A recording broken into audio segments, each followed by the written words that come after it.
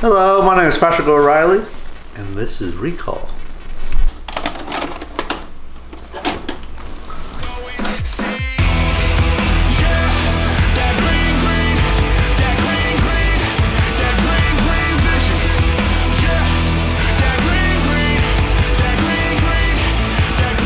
Ladies and gentlemen, welcome back once again to a brand new season of XCW Recall.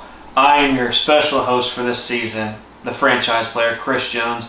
And this season, something special. We're doing a special tribute to Mr. 187 Genocide, to the boat, Kurt Acid. So we'll be running down multiple Kurt Acid and Genocide matches throughout the years this season. And kicking off episode 1, we have none other than the freshly new boat, Kurt Acid, facing his former tag team partner in Patrick O'Reilly at XCW SummerMania 15 in 2020. So let's get into it. And here we are, Patrick O'Reilly making his special SummerMania entrance with his son, getting ready to face off against his tag team partner, who was transitioning from Genocide into Kurt Acid. What did it mean for you to be able to have this special entrance to come in on the motorcycle with your son? With him being a wrestling fan and not the world, and memories like this don't last forever because they grow up and do their own lives.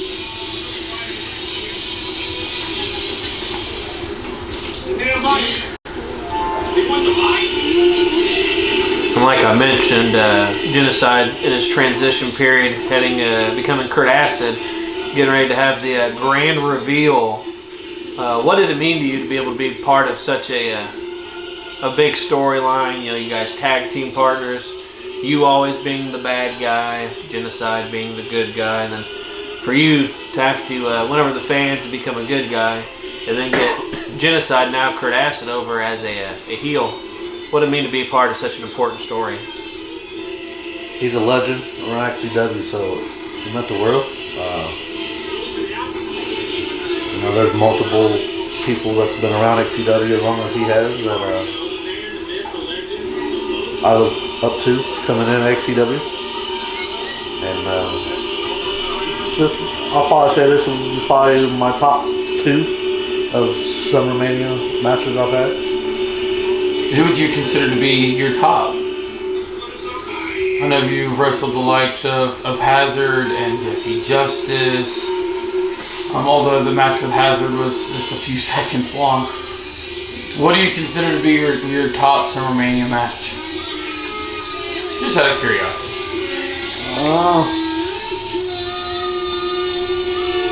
Probably just being any type of tag match I've been in. You were in Pandora's Box this last year. I love tag team. I'm having really a great time in tag team right now. I don't know. Especially since you're tag teaming with Miano Diaz, your son. So. Yeah.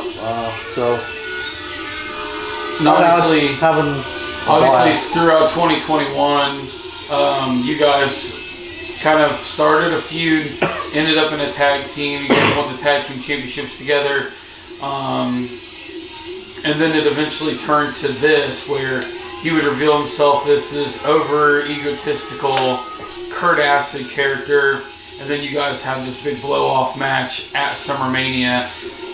What was your guys' relationship like prior and following such a long story that you guys created in 2021? We was actually pretty close, friends, and then I don't know, just a light bulb, flipped on in his head, and we started this feud against each other. I thought we was friends, and then I don't know, maybe I did something wrong to make him get mad and wanted this match. What about your relationship outside of the ring? Outside of the ring, he was always a mentor, telling me what I can do to improve in the ring. We always talk about wrestling, WWE all the time. Always saying go out there and give my 100%, leave it all in the ring. And obviously this is the first time that you had turned babyface in your career. Did having Kurt Acid on the other side of the ring from you, helping you build up this babyface character, did that make it easier for you having such a strong vet to try to get you over the hump of being a babyface for the first time in your career? Yes. He helped out a lot. And there's what you kind of alluded to of you guys being friends.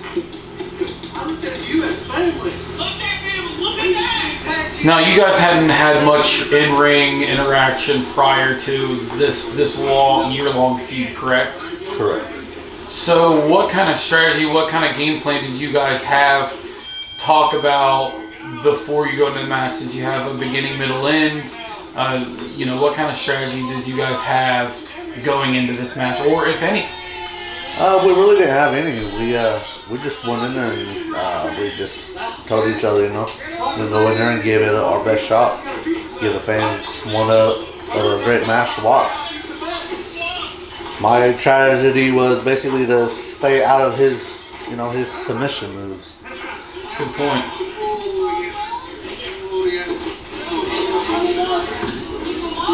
Unfortunately, this was kind of the start of his health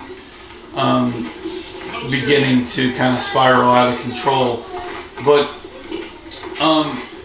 I feel like part of this storyline and helping him transition to this character kind of gave him a second life in his career.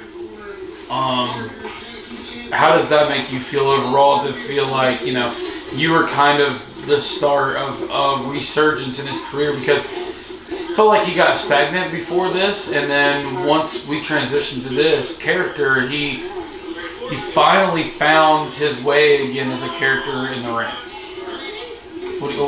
How do you feel about that criticism of, you kind of helping him get over the hump of what was kind of a stagnant career up to your guys' match? Felt great to help a legend out, get into that, that fire back under him that he always had, and it went away. So I thought it was an honor to be a part of that.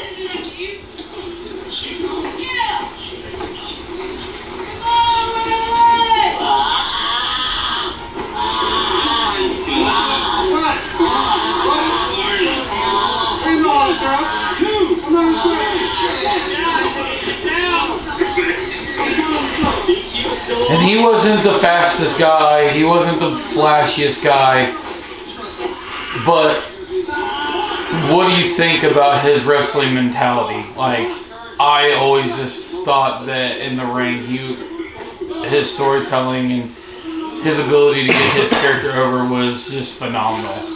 Yeah, there ain't no time he was in the ring that I never thought he didn't tell a story.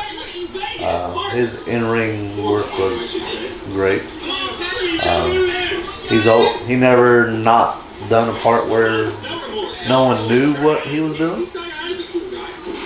He always told that part of the story that everyone needed to know. How easy was it for you to work with Genocide throughout this match? As friend-wise, against each other, it's kind of hard, but like competitor-wise, I thought it was pretty good, pretty easy. We worked together and we just basically talked to each other on what we was doing, making sure everything went planned and everything was good. And like I say, he's one of the superstars, that just, he'll come out with nowhere with a submission. So if anyone knew Kurt Acid or Genocide, they knew he was the submission guy. So if he ever got you in one of his submissions, it's pretty much he got you where he wants you. Yeah, so Genocide, now Kurt Acid, known for being a submission expert.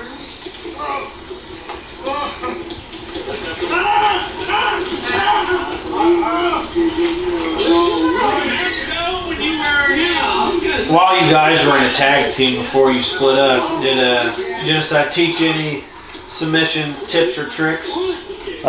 Yeah, he told me that teach me some crossface and stuff like that. Told me I need to use it more because a big guy like me is normally a powerhouse, as they put it, but I wanted to be in betweener where I'm submission plus power moves, and that's the guy that I want to on doing them.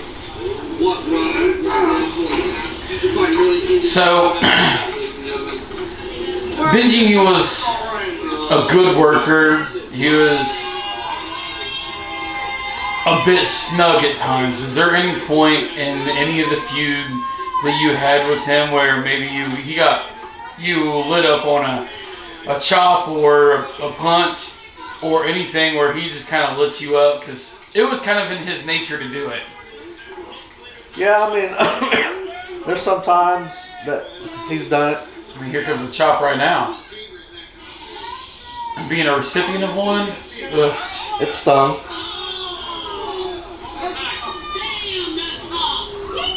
But yeah, I mean, there's a few times he got kind of stiff with me.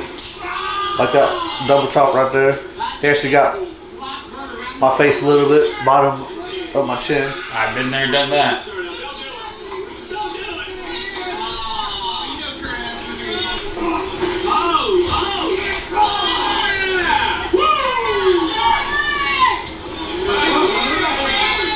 So did he call for the receipt for you to give him the chops, or was this something you just took upon yourself to do? I took upon myself. Because you're not usually a chop type. No. My whole career, I've never really been that type of person. Don't really use the chops. Ain't nothing wrong with them. Just not really. To me, it's not really in my category to use.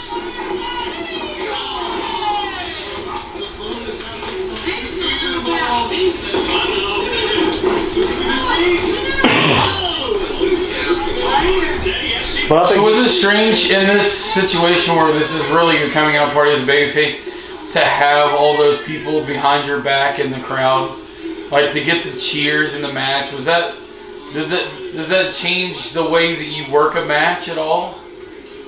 Yeah, with the fans behind me, it actually takes everything how I normally do a match. Hearing them cheer, it just gives me the basically the passion to give them more. So that's why one of the reasons I'm also trying to improve in the ring is do better for myself and do better for the fans. Your biggest fans on ringside. Come on, waiting for him. Sweet. I'll reach and get no chance. Come on, Reilly. He's going to slam here ringside. I don't think it's going to be power of love. What are you guys talking about at that moment? What was your distraction to him? My youngest son was at ringside. I was telling him he's the reason why I do what I do, and that he was my biggest fan. Oh, come on. Stay away, Kurt Acid. Stay away.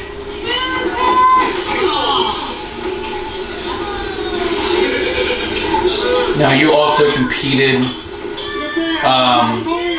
twice at the Kurt Acid Memorial Show. And during the Battle Royal, you had the opportunity to come out to his Genocide theme as he was Genocide for the last time while being a partner with you. What did that mean for you with this history together? You had the opportunity to come out to his music at his memorial.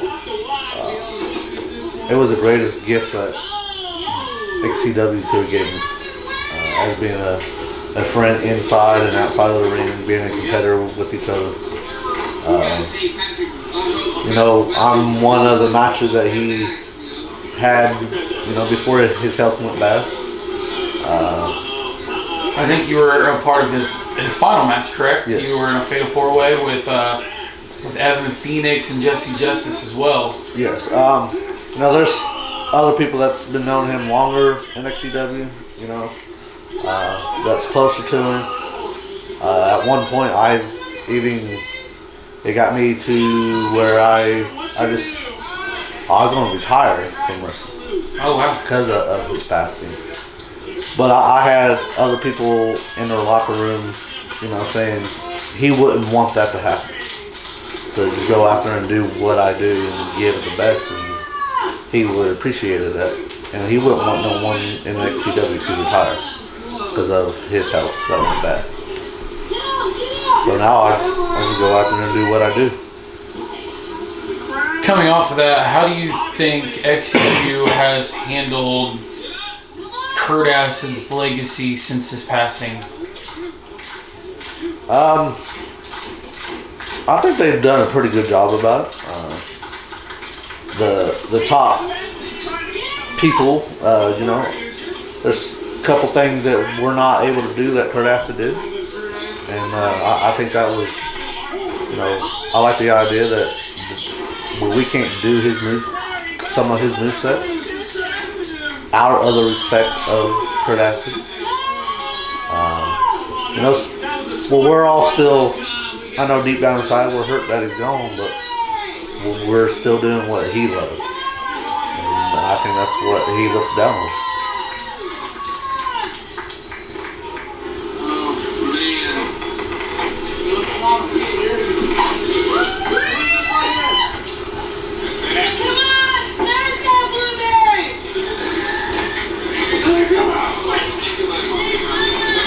Going for the Acid Slam. The Acid Slam!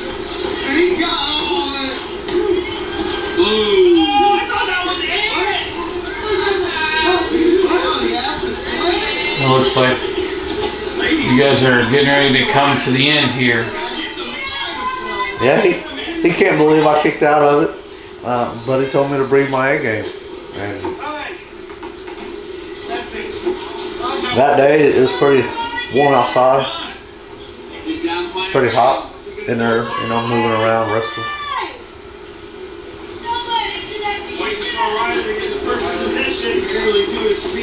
Uh-oh, 187. Oh my God! That's it! Come on! 27! What did it mean to you for Genocide to allow you to kick out of two moves, Acid Slam and the 187 there, which are known as finishers that he's used to put people away? What did it mean for a legend to let you be able to kick out of moves like that? At first, it was a shock, like you just stated, both of them moves has finished people. And I think it was one of the best gifts I was able to have in my career. You never see the O'Reilly factor finishing the match. Now looking back at this match, I know that for the first time, probably since it's happened, what did it mean to you to be able to have this match with a legend like Genocide, cap off the feud, him transitioning, becoming Kurt Acid, and what does your time with Genocide mean to you? Picking up the win, it to me was phenomenal to beat a legend. There's not a lot of legends in XCW that I can say I beat at SummerMania. And just the time that I had with him, I'll never forget. Overall, after seeing this match back, how proud were you of this match? I'll say I'm very proud that from that match. I think moving forward, I have a little each time I've improved in the ring. And something else special to think about is this is actually the final SummerMania match of Kurt Acid's career. So that's something you get to live with forever. Yep. And with that excellent match between Patrick O'Reilly and the brand newly recrowned Kurt Acid, Patrick O'Reilly capturing that victory, coming into his own. And we're still heading along in this tribute to our fallen brother, Genocide, Kurt Acid. And next up on that agenda is none other than the Enforcer, Jaden Tucker.